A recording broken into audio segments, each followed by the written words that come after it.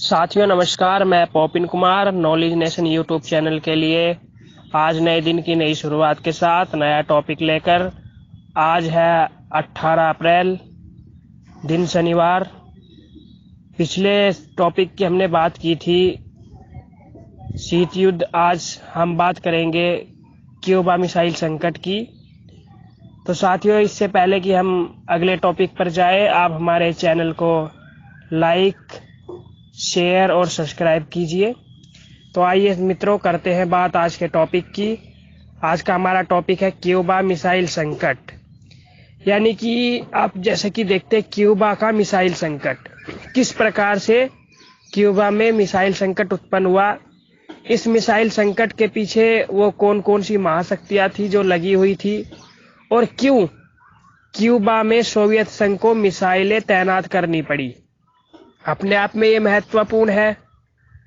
जब हम इस विषय को देखते हैं तो सबसे पहले हम इसे शीत युद्ध के संदर्भ में ही समझने की कोशिश करते हैं। जैसा कि हम देखते हैं कि दुनिया तेजी से दो गुटों में बंट चुकी थी, और ये दो गुट थे सोवियत रूस, साथ ही साथ संयुक्त राज्य अमेरिका। सोवियत संघ साम्यवाद का नेतृत्व कर रहा था, वहीं सोवियत संघ के अतिरिक्त अमेरिका और उसके साथी देश वो पूंजीवादी अर्थव्यवस्था का नेतृत्व कर रहे थे। ऐसे में हम देखते हैं इन दोनों के बीच में शीत युद्ध चल रहा था। उसी शीत युद्ध का केंद्र बिंदु या चरम उत्कर्ष स्थिति, चरम स्थिति वो था क्यूबा का मिसाइल संकट। तो सबसे ज्यादा जो महत्वपूर्ण विषय है इसमें वो क्यूबा का मिसाइल संकट ही है। जैसा कि हम जानते हैं कि क्यूबा एक छोटा सा देश है। लगभग उसकी आबादी वर्तमान में 17 लाख के आसपास है, और उस समय उसकी आबादी 2 लाख थी जब ये घटना घटी 1961 में। तो क्यूबा दक्षिणी अमेरिका, जैसे कि हम लोग जानते हैं बहुत सारे महाद्वीप है, उत्तरी अमेरिका, दक्षिणी America, Asia, Europe, Australia, Africa. उसी प्रकार से एक महाद्वीप है दक्षिण अमेरिका, जिसे हम लोग लैटिन अमेरिका भी बोलते हैं, या लातीनी अमेरिका हिंदी में हम उसको कहते हैं। उसका छोटा सा देश है वो क्यूबा। और वो क्यूबा जो देश है वो अमेरिका के बहुत नजदीक है। यानी कि आप मान लो, अगर आप क्यूबा की सीमाओं पर हथियार तैनात कर दो तो अमेरिका के बड़े बड़े शहर उसकी निगरानी में आ जाते, उसकी गिरफ्त में आ जाते। यानी कभी भी क्यूबा में तैनात की गई मिसाइलों से अमेरिका पर अटैक किया जा सकता है। ऐसा ही कुछ अप्रैल 1961 में घटित हुआ। क्यूबा जो था वो एक साम्यवादी देश था, उसे सोवियत संघ का संरक्षण प्राप्त था। वहां के जो राष्ट्राध्यक्ष थे, राष्ट्रपति थे, वो थे फिदेल कास्त्रो। जो फिदेल कास्त्रो थे वहां के उस समय राष्ट्रपति, वो सोवियत संघ के साथ थे, और क्यूबा जो है पूर्ण रूप से साम्यवादी देश था। वो साम्यवादी देश लैटिन अमेरिका यानी उत्तरी दक्षिण अमेरिका में नेतृत्व कर रहा था रूसी साम्यवाद का, जो कि भविष्य में अमेरिका के लिए भी खतरा था। अब अमेरिका इस साम्यवादी देश में सत्ता परिवर्तित करना चाहता था, यानी कि तख्ता पलट करके साम्यवादी शासन की जगह पूंजीवादी शासन स्थापित करना चाहता था। ऐसे में सोवियत संघ के नेताओं को यह मालूम हुआ कि कभी भी क्यूबा की सत्ता बदली जा सकती है, यानी कि वहां पे साम्यवाद की जगह पे पूंजीवादी व्यवस्था आ सकती है।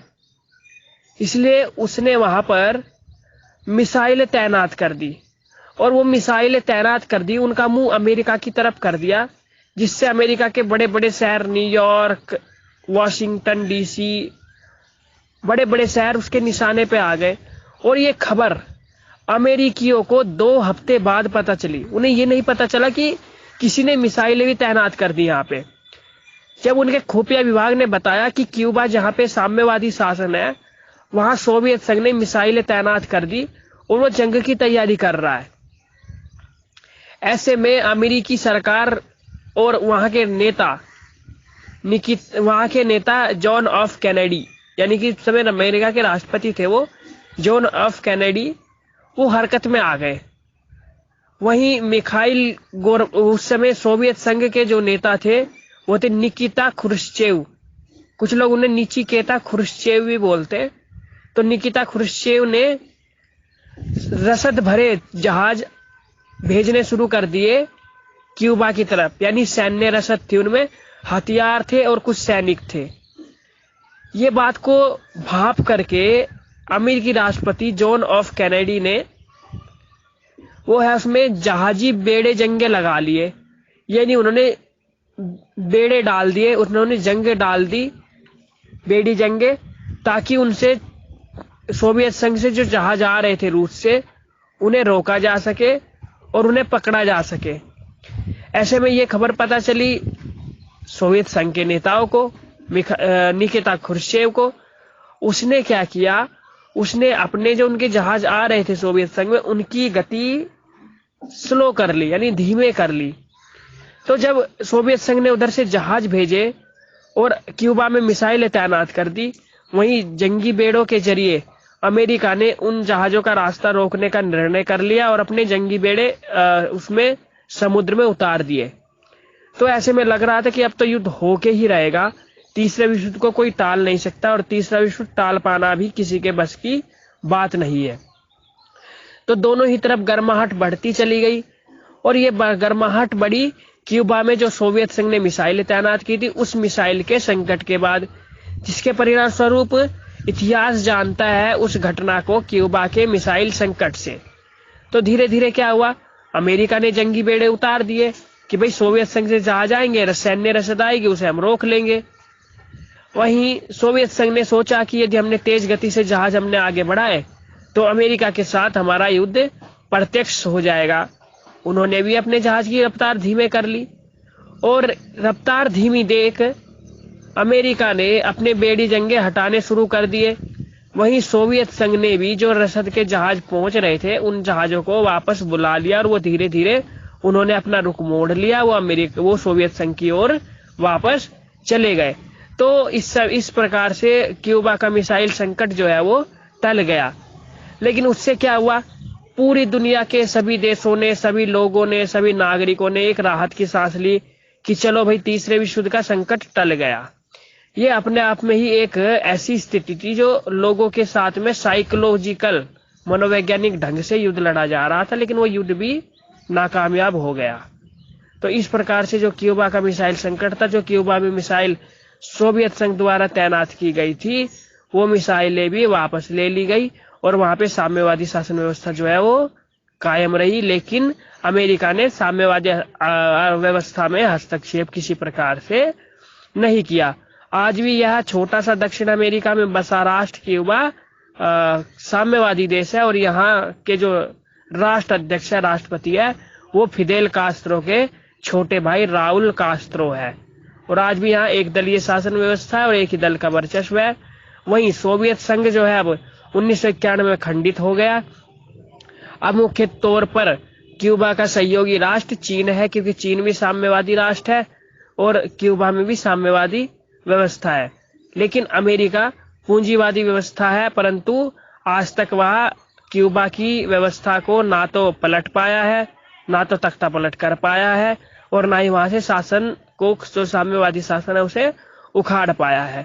तो क्यूबा का मिसाइल संकट राजनीतिक इतिहास में अपनी एक महत्वपूर्ण भूमिका रखता है, महत्वपूर्ण स्थान रखता है, क्योंकि एक समय वहां था जब क्यूबा के मिसाइल संकट ने पूरे विश्व को संकट में डाल दिया था, ऊहापोह की स्थिति में डाल दिया था कि युद्ध कभी भी हो सकता है। युद्ध के लिए सभी देश तैयार थे, मानसिक रूप से भी, शारीरिक रूप से भी। लेकिन ऐसा सौभाग्य रहा कि वास्तव में यह युद्ध नहीं हुआ। कुछ समय के बाद, गर्मा गर्मी तनातनी के बाद यह युद्ध टल गया। इसकी वजह से जो युद्ध हो सकता था, संभावित युद्ध, वह दोनों ही नेताओं की समझदारी के परिणाम स्वरूप हमेशा हमेशा के लिए टल गया। आपका बहुत बहुत धन्यवाद।